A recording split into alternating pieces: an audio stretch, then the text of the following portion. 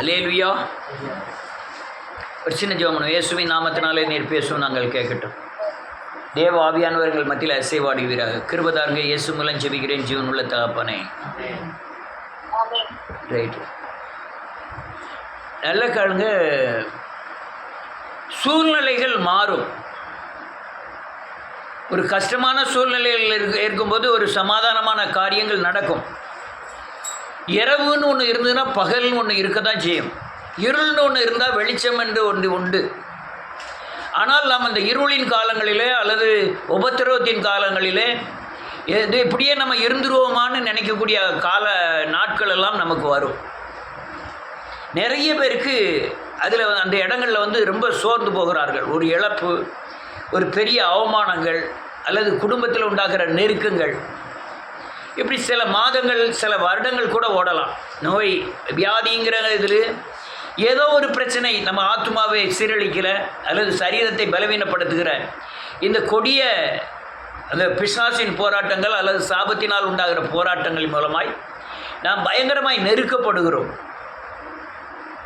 நெருக்கப்பட்டு அந்த உபத்திரவத்தில் இருக்கும் பொழுது ஐயா நம்ம வாழ்க்கை இப்படியே கழிஞ்சிருமா அப்படின்னு அந்த அந்த கழிஞ்சிருங்கிறத நம்ம விசுவாசிக்கிறோம். நமக்கு இந்த உபத்திரம் நம்ம விட்டு போகவே செய்யாது, இந்த வியாதி நம்ம விட்டு போகவே செய்யாது அப்படின்னு நம்ம விசுவாசிக்கிறோம்.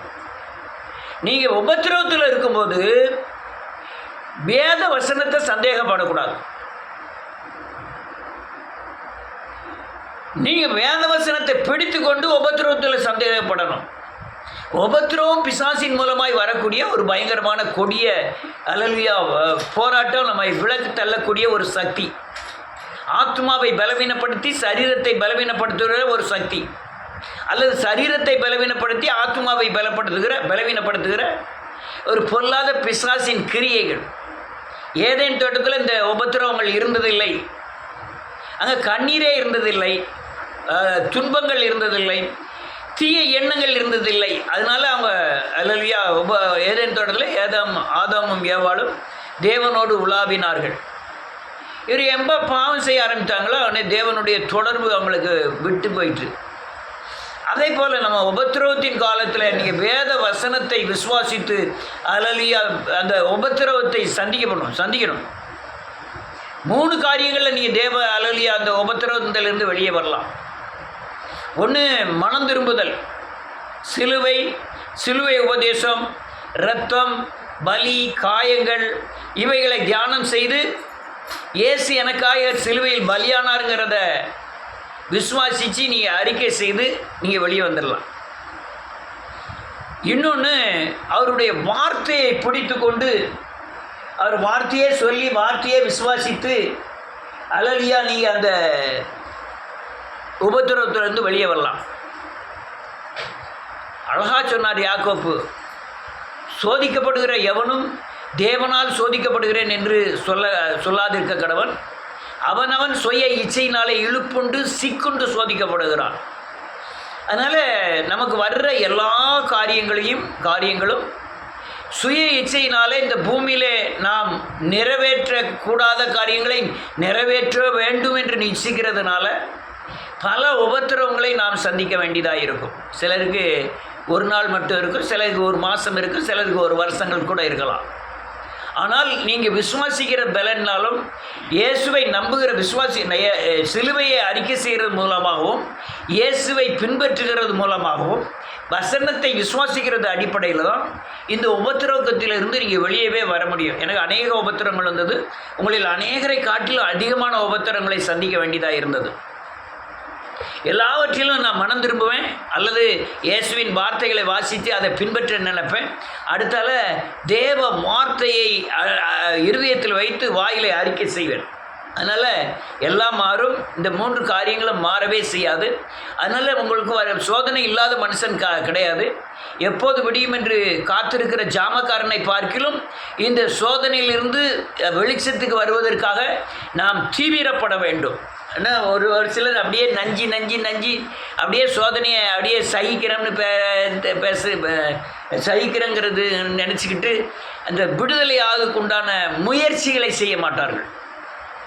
முயற்சி செய்யணும். நன்றியோடு கூட துதிக்கிறேன். ஒரு வேத வசனம் உங்களை தலைகீழ மாற்றிடும். கடந்த நிமிடம் இருந்த உபத்திரம் இந்த நிமிடம் திருப்பப்படும் போது விடுதலை அடையும் போது அந்த அந்த சாயலே இல்லாதபடி ஆக்கி விடுவார் கர்த்தர். கர்த்தர் சிறையிருப்பை மாற்றுகிறவர்னு வேதம் சொல்லுகிறது. அதனால் இருந்த அச்சு அடையாளமே தெரியாத அளவுக்கு ஒரு நோயானாலும் சரி, ஒரு பெரிய குடும்ப போராட்டமானாலும் சரி, உலகத்தின் நிந்தையானாலும் சரி, அந்த இருந்த வடுக்களே தெரியாதபடி தேவன் தலைகீழாய் மாற்ற வல்லவராய் இருக்கிறார். அதனால் நன்றியோடு கூட ஒரு வசனத்தை வாசிப்போம்.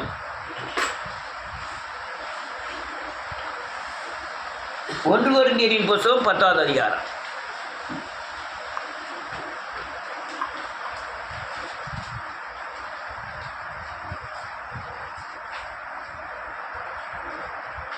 பதிமூணாவது வசனம்.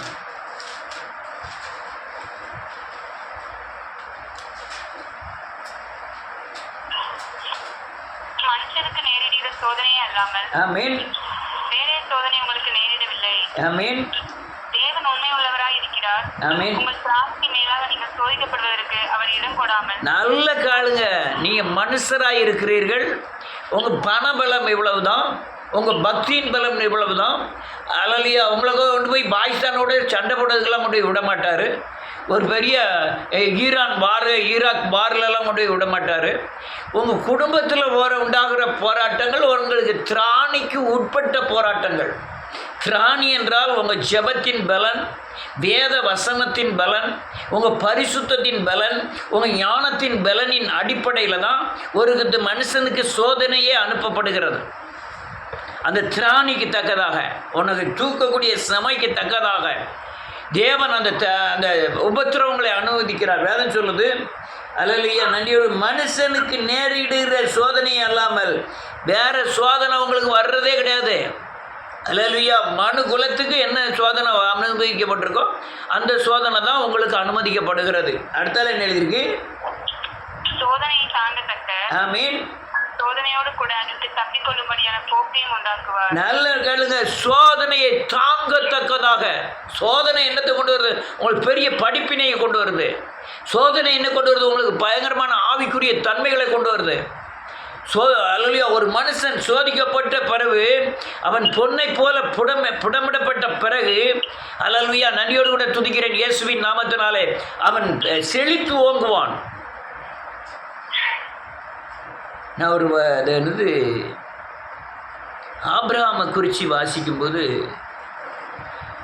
ஆவிக்குரிய தன்மையில் உள்ள ஒரு பெரிய போராட்டம் என்னன்னா, ஆண்டவர் கொடுத்த ஒரே பிள்ளையை பலியிட சொல்லுவார்.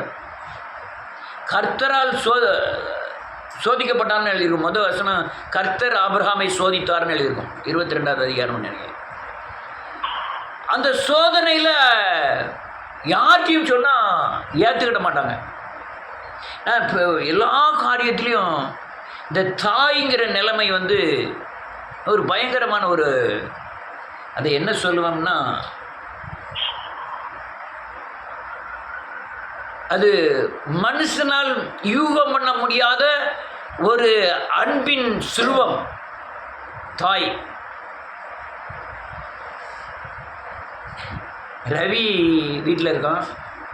அவன் அம்மாவுக்கு 2 கண்ணும் தெரியாது, சரியாக தெரிய மாட்டேங்குது, லேசாக மங்களாக தெரியுது. இந்த மனநிலை வேறு மாறி மாறி விகாரப்படுது. வச்ச இடம் மறந்துடுது. நீ போய் பார்த்துட்டு வந்தீங்களா? வச்ச இடம்லாம் மறந்துடுது. சரி, எனக்கு எவ்வளவோ விரோதமாக நடந்திருக்காங்க, அதை பற்றி நம்ம கருத்துக்குள்ளே வந்துட்டோம். கூட்டிகிட்டு வாமா, நம்ம பாளையமட்ட வீட்டில் கொண்டு போய் வச்சுருவோம், ஒரு ரூமில் வச்சுட்டு நம்ம பார்த்துக்கிடுவோம். அங்கே ஒருத்தர் பார்க்க மாட்டேங்காங்களே. அது என்ன சொல்லுது தெரியுமா? என் மகன் வெளியே போயிட்டு வந்தால் ஐயோ ஒத்தையில் இருப்பான்னு. அது என்ன சக்தி? அது மனுஷனால் கிரகிக்கக்கூடாத ஒரு பயங்கரமான சக்தி. அல்லேலூயா. இப்போ நிறைய வீடுகளில் அடின்னு அடித்தாலும் அடுத்த நேரம் மகன் சாப்பிடலையே அப்படின்னு தேடக்கூடிய சக்தி தாயோடைய சக்தி. கொஞ்சம் போல சோறு இருக்குது, 2 மகா இருக்குது, அதுக்கு தான் கொடுக்கணும். நமக்கு சாப்பிட்டோன்னா அதுக்கு இல்லாமல் போயிடும். என்ன செய்வாங்க? மகளுக்கு கொடுத்துட்டு ஈர துணியை வயிற்றில் கட்டிட்டு படுத்துருவாங்க. வேலைக்கு போவாங்க. வேலைக்கு போய் உழைச்சாலும் அந்த கொஞ்சம் போல குருணை தான் வாங்க முடியும். இந்த கால நேரத்தில் நான் சின்ன பிள்ளையாக இருக்கும்போது அந்த குருணையை வாங்கி கொண்டு போய் காய்ச்சி அந்த பிள்ளைகளுக்கு மாத்திரம் கொடுத்துட்டு தாய் படுத்துட்டு மறுநாள் வேலைக்கு போனோம். போனால் தான் மறுநாள் சாப்பிட முடியும். இப்போ சாப்பாடு இல்லை, ஈஸியாக கிடைக்கி. ஹலோன்னு டெலிஃபோன் பண்ணால் வீட்டு வாசலில் பிரியாணி வந்து நிற்கி. ஆமாம், ஆன்லைனில் ஆர்டர் பண்ணிட்டா பிரியாணி வீட்டு வாசலில் வந்து நிற்கும். அந்த வீட்டு வாசலில் நிற்கிற பிரியாணிலே காலங்கட்டத்தில் எத்தனையோ பேர் சென்னையில் இருக்காங்க. ஆனால் அந்த நேரத்தில் அப்படி சாப்பாடு கிடையாது. அப்படி தான் வளர்த்தாங்க. அது பயங்கர கொடுமை. நான் பார்த்துருக்கேன். வயிற்றில் ஒரு பிள்ளை கையில் பிடிச்சிக்கிட்டு போகிறால ஒரு பிள்ளை, இங்கே ஒரு பெரிய பை, அந்த பிள்ளைகளுக்கு உண்டான துணி சாப்பாடு அது இதுங்கன்னு ஒரு பை, அங்கே தள்ளி ஒரு பிள்ளை நடந்து வரும்.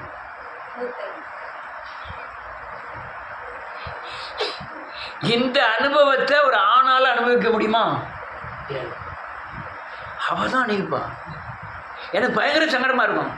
வயிற்று பிள்ளையை சோப்பாளா, இந்த பிள்ளையை விட்டுட்டா அது இந்த பிள்ளை வர தூக்குன்னு வேற சொல்லும். அதுக்கு தெரியாது. கையில் பைய வச்சுருக்காங்களா அம்மா, வயிற்றில் பிள்ளை இருக்கா, அதெல்லாம் தெரியாது. என்னை தூக்கு, கால் சுடுது, செருப்பெல்லாம் கிடையாதுல்ல. அதுக்கு தள்ளி வந்துக்கிட்டு ஒரு பிள்ளை அது முளை தூரம் மூக்கு ஒடிச்சிக்கிட்டு இருக்கும், சட்டை கிட்ட ஒன்று போட்டுக்காது, வேண்ட அழுகிட்டு வரும். என்ன கொடுமை! ஒரு ஆண்களையும் பார்த்துருக்கேன். பிள்ளைகளை தூக்கிட்டு போகும்போது கொஞ்சம் தூரம் விசுக்குன்னு தூக்கிட்டு போவான். ஏமா இந்தா, அவ்வளோதான். அலையலுயா. அந்த தாயிட்ட போய் 90 வயசு கழிச்ச பிறகு பிறந்த ஒரு மகனை போய் ஆண்டவர் பலியிட சொல்லியிருக்காரு. அதனால் விடிய காலம் கொண்டு போய் நான் எமோரியா மலையில் போய் பலியிட போகிறேன், நீ என்ன சொல்லுதுன்னு கேட்டான்னு வச்சுக்கணும். அற்பமாக எண்ணினால்னு ஆகார சொல்லி ஆகார விட்டு விட்டால் என்ன பண்ணவா? என் பிள்ளைய அற்பமாக சுதந்திரவாளியாக இருப்பதில்லை, முதல்ல அற்பமாக நினச்சி சொல்லி பேசுகிறா, உடனே வெளியே அனுப்புன்னு சொல்லவா? எப்படி இப்படி மகனை பலியிட சொல்லுவா? பெரிய சோதனை, பெரிய சோதனை. எப்படி சகிக்க முடியும்? அவன் சொல்லவே இல்லை. 2 வீட்டு வேலைக்காரனை கூப்பிட்டான், மகன் தலையிலே விரவ கட்டிய வச்சான், கூட்டிக்கிட்டு போயிட்டான். அல்லேலூயா. போயிட்டு வந்த பிறகு தான் தெரியுது, சாராளுக்கு யாரோ சொல்லிட்டான். பலியிட போயிருக்காங்கன்னு யாரோ சொல்லிட்டாங்க. வந்தா விடுவாளா? உயிரோடு வந்துட்டாலும் என்கிட்ட சொல்லாம நீ எப்படி கூட்டிட்டு போகலாம்ட்டு பாருங்க. பாரு, ஆதியாகமத்தின் புத்தகம் 22வது அதிகாரம்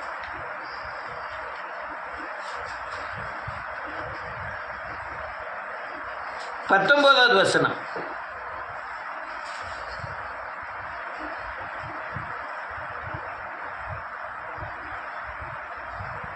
இருபத்தி 19 டக்கு வாசிங்க.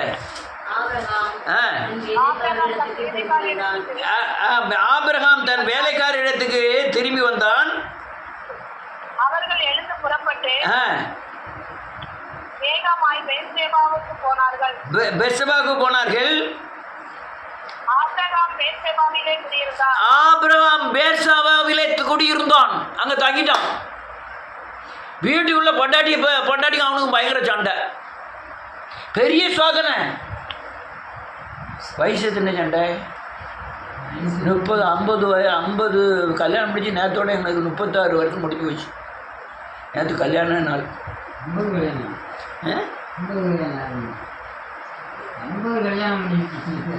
36 வருஷம் கழிஞ்சு போச்சுன்னு. உங்களுக்கு 50 கல்யாணம் மாதிரி கேட்டுதோ?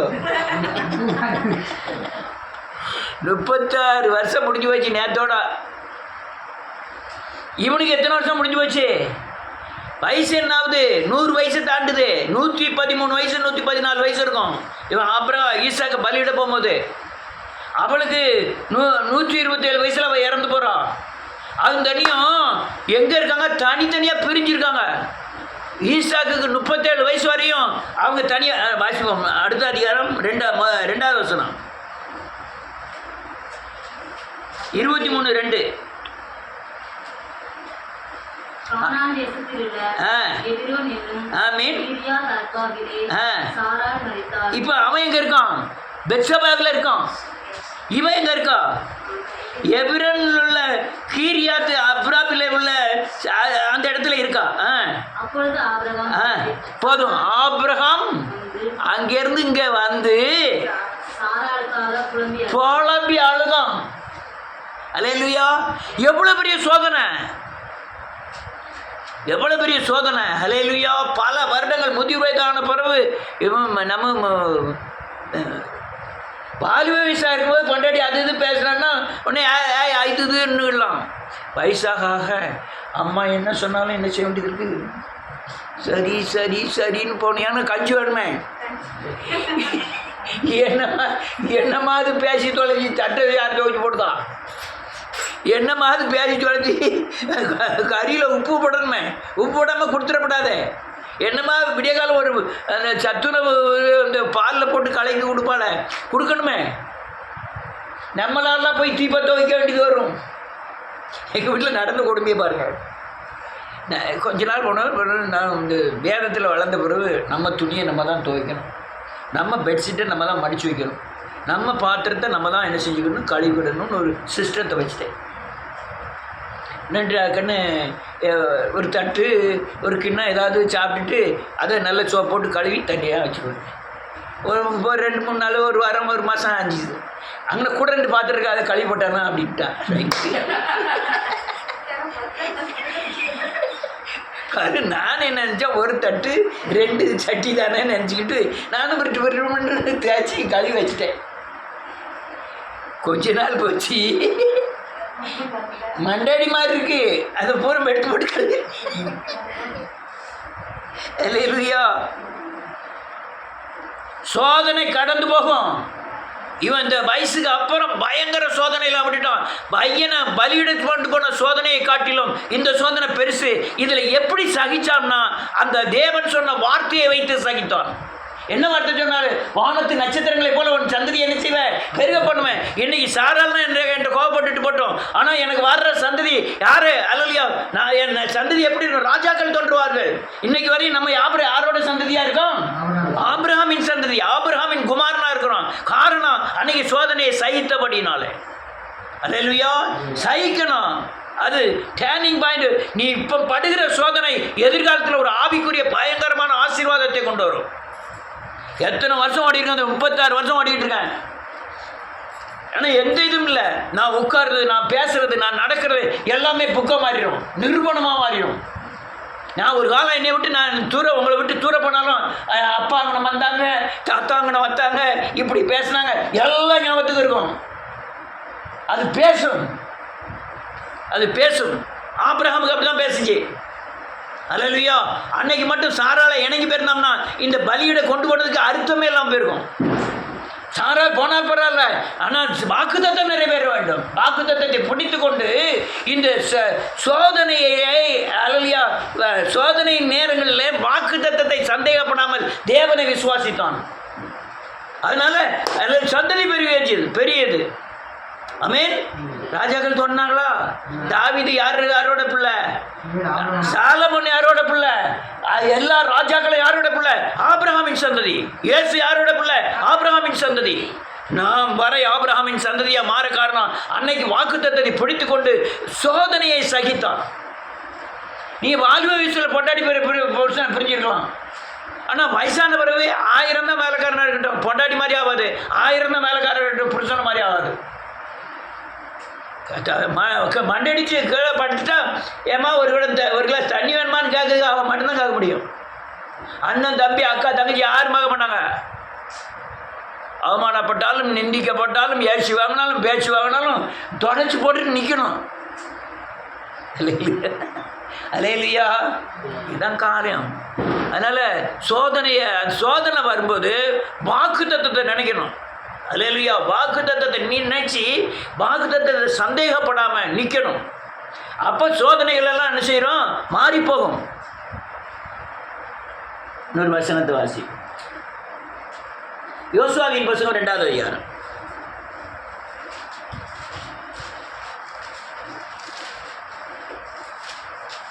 1, 2. இப்போ டக்கு டக்குன்னு வாசிப்போம்.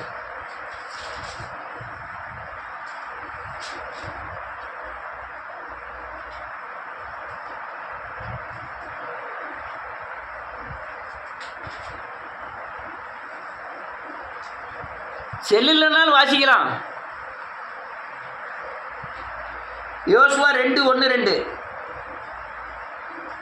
நூனின் குமாரனாகிய யோசுவா சித்தீமிலிருந்து தேவகுமாரராகிய ஆமென். 2 மனுஷரை ரகசியமாய் தேவ பார்க்கும்படி அனுப்பி, நீங்கள் போய் தேசத்தையும் எரிகோவையும் பார்த்து வாருங்கள். ஆமென். அவர்கள் போய் ராகாப் என்னும் பெயர் கொண்ட ஆமென். வேசியின் வீட்டுக்குள் பிரவேசித்து அங்கே தங்கினார்கள். தேசத்தை வேவு பார்க்கும்படி ஆமென். இஸ்ரவேல் புத்திரரில் சில மனுஷர் இந்த ராத்திரியிலே இங்கே வந்தார்கள் என்று எரிகோவின் ராஜாவுக்கு சொல்லப்பட்டது. இங்க பாருங்க, எரிகோவை யோசுவா பெரிய ராணுவத்தை கொண்டு போய் அழிக்க போறோம்.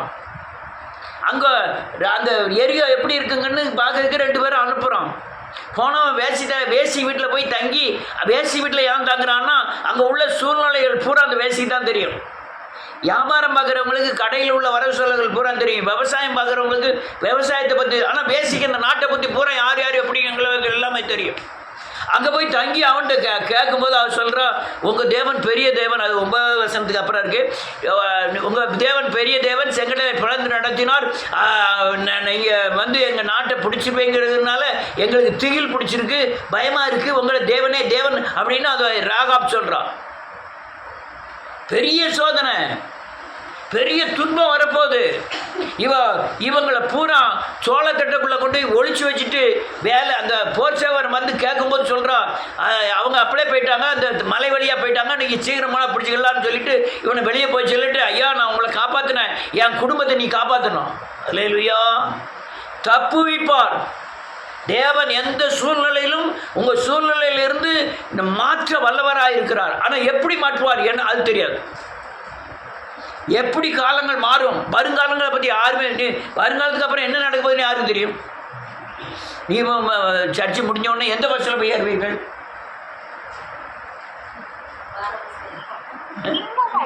எந்த ஊர் பஸ்ஸில் ஏறுவீர்கள்? செங்கோட்டை பஸ்ஸில் ஏறுவீங்களா, தென்காசி பஸ்ஸில் ஏறுவீங்களா? தெரியாது. ஆனால் அவருக்கு மட்டும்தான் என்ன செய்யும் தெரியும். அதே போல தான் உங்கள் சூழ்நிலைக்கு ஏற்ப வழிமுறைகள் திறப்பது மனுஷனுக்கு தெரியாது. தேவன் அந்த சூழ்நிலைக்கு ஏற்ப எல்லாத்தையும் திருப்பிடுவார். அல்லேலூயா. அவங்க 2 பேர் சொல்கிறாங்க, நீ வீட்டில் எல்லா அண்ணன் தம்பி அக்கா தங்கச்சி உனக்கு வேண்டியவங்க புறம் வீட்டில் வச்சுக்கோ. சன்னலில் மட்டும் ஒரு சிவப்பு துணியை கட்டி வை. நாங்கள் யுத்தம் செய்யும்போது உங்கள் சிவப்பு துணி எந்த வீட்டில் தெரியுதோ அவங்கள மட்டும் இந்த சிவப்பு துணி என்பது அல்லேலூயா இயேசுவின் ரத்தத்தை குறிக்கும். யார் வீட்டில் ரத்தப்பட்டிருக்கோ அவங்களாம் விடுவிக்கப்படுவார்கள்னு அல்லேலூயா என்னது யாத்ராமத்தில் வாசிக்கிறோம். 11வது 12வது அதிகாரத்தில் அந்த சிவப்பு துணியை கட்டி வச்சா அந்த வீட்டில் உள்ளவர்கள் பாதுகாக்கப்படுவார்கள். யுத்தத்துக்கு எல்லாரும் வரும்போது அந்த குடும்பத்தை மாத்திரம் பாதுகாத்தார். வினோதமாய் வித்தியாசமாய் பாதுகாப்பார். அல்லேலூயா. ஒருவேளை இந்த ராகாப் அல்லேலூயா இந்த 2 பேரை சந்திக்கலாம் இயேசுவே இல்லை. தெரியுமா உங்களுக்கு? யார் வயிற்றில் இயேசு பிறந்தார் தெரியுமா? ராகாப் வயிற்றில் தான். ராகாப் இயேசுவின் சந்ததி. அந்த அந்த அந்த வழிமுறைகளில் வரா. ஆனால் அந்த அவளை வச்சு தான் அடுத்த சந்ததி வந்து இயேசுநாதர் பிறக்கிறார். இந்த ராகாப்புக்கு ஒரு வழியை எப்படி வழியை திறக்கிறார் பாருங்க. அல்லேலூயா. பல காரியங்கள். அதனால் நன்றியோடு கூட துதிக்கிறேன். நீங்கள் செய்ய வேண்டிய காரியம் ஒன்று, மனம் திரும்பணும், இயேசுவை அதிகமாக அறிக்கை செய்யணும், வார்த்தையை கைக்கொள்ளணும். அப்படி இருந்தீங்கன்னா, வார்த்தையை விசுவாசித்து அறிக்கை செஞ்சீங்கன்னா எந்த சூழ்நிலையும் சீக்கிரமாக மாறிடும். இல்லைன்னா அவர் உணர்த்தும் வரை அந்த சூழ்நிலைகளுக்குள்ளே, அந்த துன்பத்துக்குள்ளே நீங்கள் கடந்து வர வேண்டியதாக இருக்கும். எப்படி போனாலும் இந்த இயேசு சிலுவை வார்த்தை இல்லாமல் உங்களுக்கு விடுதலை கிடையாது. உங்கள் சூழ்நிலை மாறப்போவதில்லை. அதனால தான் நான் என்ன செய்வேன், நான் செய்யக்கூடிய காரியங்கள், எனக்கு பயங்கரமான உபத்திரவங்கள் வரும்போது ஒரு நோட்டு, பைபிள், பேனா இதை மட்டும் வச்சுக்கிட்டு நாள் முழுதும் எழுதிக்கிட்டு இருப்பேன். அப்படியே தியானம் பண்ணி எழுதிக்கிட்டே இருக்கும்போது ஒரு வசனம் பயங்கரமாக என்னை உயிர்ப்பிச்சிடும், உடனே விடுதலை ஆக்கிவிடும். பல சூழ்நிலையிலே கடந்து வந்தேன். எல்லா சூழ்நிலையிலும் கர்த்தர் என்னை விடுவித்தார். ஒரு வசனத்தை வாசிப்போம். மத்திய எழுதிய சுவிசேஷம் 3வது அதிகாரம் ரொம்ப வசனங்களை எனக்கு கழிச்சேன், குறிப்பிட்ட மதுரவாசி 3வது அதிகாரம் 5, 6, 7, 8. அப்பொழுது எருசலேம் நகரத்தாரும் யூதேயா தேசத்தார் அனைவரும் யோர்தானுக்கு அடுத்த சுற்றுப்புறத்தார் யாவரும் அவனிடத்திற்கு போய் தங்கள் பாவங்களை அறிக்கையிட்டு யோர்தான் நதியில் அவனால் ஞானஸ்தானம் பெற்றார்கள். பரிசேயரிலும் சதுசேயரிலும் அநேகர் தன்னிடத்தில் ஞானஸ்தானம் பெறும்படி வருகிறதை அவன் கண்டு பெரிய பாம்பு குட்டிகளே வரும் கோபத்துக்கு தப்பித்துக் கொள்ள உங்களுக்கு வழி காட்டினவன் யார்? மனம் திரும்புவதற்கு ஏற்ற கனிகளை கொடுங்கள். போதும். அப்ப மனம் திரும்பி ஞானஸ்தானம் பெற்றால் வரும் கோபமாகிய சிச்சையிலிருந்து நீங்கள் தப்பித்துக் கொள்ள முடியும். ஞானஸ்தானம் அன்னை பெற்றது மட்டும் ஞானஸ்தானம் கிடையாது. நீங்கள் ஒவ்வொரு நாளும் பழைய மனுஷனை தண்ணியில் மூழ்க கொன்று புதிய மனுஷனை தரித்து கொள்ளும் போது நீங்கள் கோபத்துக்கு தப்பித்துக் கொள்ளலாம். நல்ல காலங்க, ஒரு மனுஷனுடைய செய்த பாவத்திற்கோ அதல்லது முன்னோர்கள் செய்த பாவ சாபத்திற்கோ உங்களால் இந்த பூமியில் தண்டனையை ஏற்றுக்கொண்டு அதை நிவர்த்தியாக்க முடியாது. என்ன சொன்னேன்? நான் கண்ணாடியிலே அடிச்சிட மாட்டேன். என்னது வம்பா போவோம்? கண்ணாடி நம்மளே வம்பா போவோம். நீங்கள் செய்த பாவத்துக்கோ உங்கள் புதாக்கள் செய்த பாவத்திற்கு உண்டான கரையும் உங்களால் என்ன செய்ய முடியாது? கட்ட முடியாது. அந்த கட்ட முடியாத பாவ சாபத்திற்கு தான் நம்ம தண்டனையை அனுபவித்து கொண்டு இருக்கிறோம். ஆனால் ஒரே வழி என்ன செய்யணும்? வரும் கோபத்துக்கு என்ன செய்யணும்? தப்பிக்க ஒரே வழி இங்கே நீர் மனம் திரும்பி பாவ மன்னிப்பு நிச்சயத்தை பெற்று மனம் திரும்புதலுக்கு ஏற்ற கனிகளை கொடுத்தால் நீங்கள் இந்த சோதனையிலிருந்து என்ன செய்ய முடியும்? தப்ப முடியும். என்னையா சொன்னேன்? நம்ம உலகத்தில் கரையும் எவ்வளோ கரையும் கட்டுவீங்க? 500 ரூபா, 1000 ரூபா. இது 1000 ரூபா 500 ரூபாலாம் உங்கள் பாவத்துக்கு உண்டான கரையும் அல்ல. எது கரையும்? நீங்கள் இயேசுவை போல மாறுவதா என்பது கரையும். நான் என்னையே இயேசுவை போல மாற்றிக்கொள்ள முடியாது. நான் இயேசுவின் இரத்தத்தினாலே கழுவப்பட்டு ஆவியினால் அல்லலையா மனம் திரும்புதலுக்கு ஏற்ற கனிகளை கொடுத்தாதான் இந்த பாவத்தின் தண்டனை சாபத்தின் தண்டனை என்ன செய்யாது? மேற்கொள்ளாது. புரிஞ்சுதா? தெளிவாக புரிஞ்சுதா? இதுதான் காரியம். அப்போ என்ன செய்யணும்? உங்களுக்கு உபத்திரப்படுற காலங்களில், சோதனை உண்டான காலங்களில் மனம் திரும்புதலுக்கு ஏற்ற கனி கொடுக்கும்படியாய் நீங்கள் பழைய மனுஷனை தண்ணீரில் மூழ்கச் செய்து புதிய மனுஷனாகிய கிறிஸ்துவை என்ன செய்யணும்? தரித்து கொள்ள வேண்டும். அல்லேலூயா. அப்போ தான் உங்கள் பலவீனம் உங்களை விட்டு போகும். உங்கள் சுவாபம் மாறினா தான் உங்கள் பலவீனம் மாறும். உங்கள் சாயல் மாறினா தான் உங்களுடைய சூழ்நிலை மாறும். இது மாறாத நம்ம இருக்கிற சூழ்நிலைகள் பிசாசின் சூழ்நிலை. தரித்து கொள்ளக்கூடிய சூழ்நிலை அல்லேலூயா சாயல் இயேசுவின் சாயல். இயேசுவின் சாயலை எப்பமெல்லாம் தரித்து கொள்ளுமோ புதுப்பிக்கப்படுகிறோம். எப்பமெல்லாம் புதுப்பிக்கப்படுகிறோமோ சூழ்நிலை அந்த சூழ்நிலை அந்த துன்பம் உபத்திரங்களிலிருந்து வெளியே வருகிறோம். நீங்கள் புதுப்பிக்கப்படாட்டா பழைய மனுஷனாக இருக்கிறோம். அந்த உபத்திரத்துக்குள்ளே இருக்கிறோம். புதுப்பிக்கப்படும் போது இயேசுவை போல மாறுகிறோம். அப்போ உபத்திரத்திலிருந்து என்ன செய்கிறோம்? வெளியே வருகிறோம், புதுப்பிக்கப்படுகிறோம். அல்லேலூயா. புரிஞ்சுக்கிடுங்க. இதுதான் காரியம். அநேக நேரம் நீங்கள் மனம் திரும்பி புது சுச்சியாக எப்போல்லாம் மாறுறீங்களோ பழையவையெல்லாம் கழிந்தன, பழையவைகளெல்லாம் ஒழிந்தன, எல்லாம் புதிதாகிவிடும். பழையத்தை ஒழிச்சிட்டா உங்களுக்கு எல்லா காரியமும் புதுசாயிரும். அதுதான் காரியம். நீங்கள் உபத்திரத்திலிருந்து வெளியே வர இயேசுவின் ரத்தம் அல்லாமல், பலி அல்லாமல், அல்லேலூயா இயேசுவின் அல்லேலூயா காயங்கள் இல்லாமல், அறிக்கை இல்லாமல், மனம் திரும்புதல் இல்லாமல் நீங்கள் இந்த உபத்திரவத்திலிருந்து வெளியே வரவே முடியாது. உபத்திரப்படுகிறேன், இயேசுவால் உபத்திரப்படுகிறேன் என்று சொல்லக்கூடாது. நீங்கள் அவன் சுய இச்சையினால் என்ன அர்த்தம்? உன்னுடைய பாவத்தினால், முன்னோர்களுடைய பாவத்தினால், உனக்கு இருக்கிற சுவாபத்தின் தன்மையினால் நாம் செய்கிற தேவனுக்கு விரோதமான கிரியைகள் நாம் சரீர தண்டனையை கொண்டு வருகிறது. இதில் நீங்கள் பரிசுத்தமானவர்களானால் இந்த தண்டனையிலிருந்து என்ன செஞ்சிடலாம்? விடுபடலாம். அல்லேலூயா. விடுபடலாம். இன்னொரு வசனத்தை வாசி முடிப்போம். 1 கொரிந்தியரின் புஸ்தகம் 2 கொரிந்தியரின் புஸ்தகம் 1வது அதிகாரம். செல்ல ஆள் இருக்கா என்னன்னு தெரியல. ஒன்றும் சவுண்டே காணல. 2 கொரிந்தியர் 1ஆம் அதிகாரம் 8, 9, 10.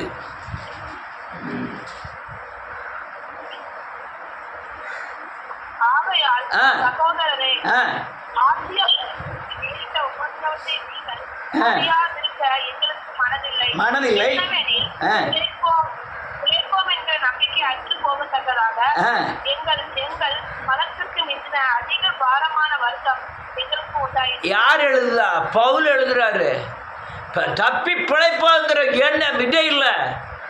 நாங்கள் பிழைப்போம் என்ற நம்பிக்கை அற்று போகத்தக்கதாக எங்கள் பலத்திற்கும் மிஞ்சின அதிக பாரமான வருத்தம் எங்களுக்கு உண்டாயிற்று. அடுத்தால 9. எங்கள் மேல் நம்பிக்கையாய் இராமல் மரித்தோரை எழுப்புகிற தேவன் மேல் நம்பிக்கையாய் இருக்கத்தக்கதாக மரணம் வரும் என்று நாங்கள் எங்களுக்குள்ளே நிச்சயித்திருந்தோம். ஆமென். 10. அப்படிப்பட்ட மரணத்தின் என்றும் அவர் எங்களை தப்புவித்தார், இப்பொழுதும் தப்புவிக்கிறார், இன்னும் தப்புவிப்பார் என்று அவரை நம்பி. அவ்வளவுதான். அவன் என்ன சொல்றான் பாருங்க 9வது வசனத்துல, நாங்கள் எங்கள் மேல் நம்பிக்கை இராமல் மரித்தோரை எழுப்புகிற தேவன் மேல் நம்பிக்கை இருக்கத்தக்கதாக மரணம் வரும் என்று நாங்கள் எங்களுக்குள்ளே நிச்சயித்திருந்தோம். அப்படிப்பட்ட மரணத்தினின்று எங்களை தப்புவித்தார், இப்பொழுது தப்புவிக்கிறார், இன்னும் தப்புவிப்பார் என்று நம்பி இருக்கிறோம். ஆமென். இந்த மரண உபத்திரம் அநேகருக்கு வரும். தேவனுடைய உயிர்த்தெழுதல் உண்டென்று நீங்கள் நம்பினீங்கன்னா விடுதலை ஆகிடுவீர்கள். மரணம் ஆவியின் மரணம் தான் உபத்திரம். சொல்லுங்க. ஆவியின் உயிர்த்தெழுதல் மீட்பு. என்ன சொன்ன?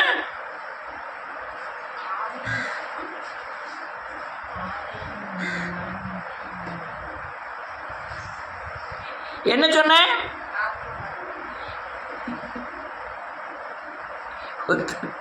எனக்குமே மருந்து போச்சு மாதிரி இருக்கு.